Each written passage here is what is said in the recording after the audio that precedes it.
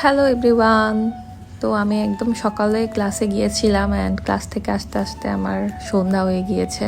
And আমি এসে বাজারে নেমেছি অ্যান্ড মুন্নাকে বলেছিলাম যে তুমিও এখানে আসো, বাজার করে দেন, বাসায় একসাথে যাব।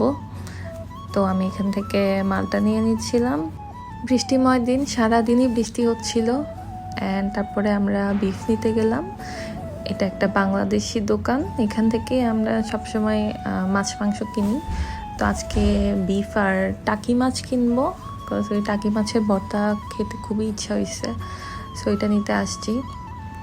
এখানে সব মাংস পাওয়া যায় অ্যান্ড এইটা একটা বাংলা হোটেলের মতো আর কি, সব বাংলা ফুডও পাওয়া যায়। টাকি মাছটা বাংলাদেশ থেকে আনানো, মানে ফ্রিজিং একদম। এখানে এমনই টাকি মাছ পাওয়া যায়, আমি জানি না কেমন হবে, ওইটাও শেয়ার করব। তো এরপরে আমরা যাচ্ছিলাম আরেকটা শপে, তো একটু এগুলো নিয়ে নিচ্ছিলাম, ঢ্যাঁড়স, দেন আঙ্গুর, আপেল, আর কি যেন নিলাম, ও হ্যাঁ বেগুন। তো এখান থেকে এগুলা নিয়ে নিচ্ছিলাম, ও সাথে আলুও ছিল।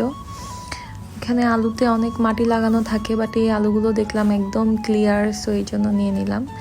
এরপরে আমরা এখান থেকে যাচ্ছিলাম সুপার শপে, ওইখানে কিছু কেনাকাটা ছিল অ্যান্ড আলদিতে যাচ্ছিলাম আর কি। আগে এই বাজারগুলো রাখতে গিয়েছি, রেখে দেন আর কি এটা আলদির গ্যারেজে। তারপরে আমরা আলদিতে চলে গেলাম। এখানে কয়েন ফেলে এই শপিং গাড়িগুলো নিতে হয়, তো ওগুলো নিতে গেল। আমি বললাম যে দরকার নাই, এই হাতের এইগুলোতেই, বাস্কেটগুলোতেই নেওয়া যাবে।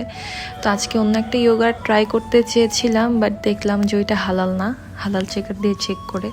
অ্যান্ড এই যে জুসের এইখানে এসে মুন্না অলওয়েজ আটকায় যায়, ওর মানে জুস নিতেই হবে।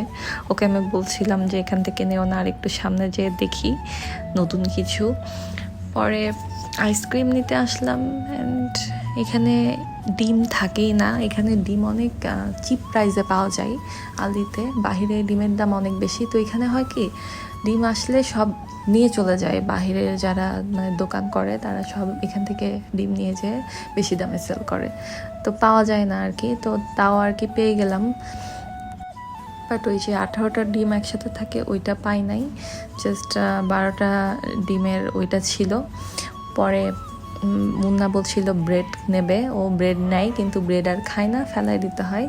তারপরেও নিল অ্যান্ড আমি একটু রুটি নিয়ে নিলাম। অ্যান্ড কি সুন্দর ফ্লাওয়ারগুলো, আর দেখছিলাম কি নেওয়া যায়। পরে মুন্না কোলা নিয়ে নিল, আর এরপরে আবার ও ড্রিঙ্কসের ওইখানে গেছে ড্রিঙ্কস নেওয়ার জন্য। ও যে এত জুস পাগল, মানে এটা কেউ না দেখলে বুঝবে না, ওর মাস্ট জুস নিতে হবে। অ্যান্ড ও জাস্ট বাসায় যাবে, জুসটা কয়েক মিনিটের মধ্যে শেষ করে ফেলবে।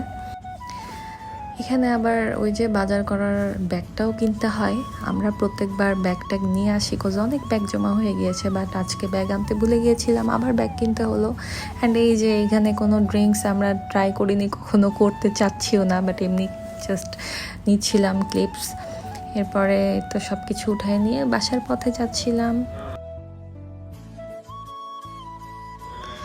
আর মুন্না আমাকে ডিমটা ধরাই দিছে যে ফেটে যাবে এই কারণে। এরপরে গ্যারেজে যাচ্ছিলাম সব কিছু রাখার জন্য। এখানে শীত পড়েছে অ্যান্ড সারা দিন বৃষ্টি হয়, জানি না কেন এত বৃষ্টি হয়, সকাল থেকে বৃষ্টি হচ্ছে একভাবে।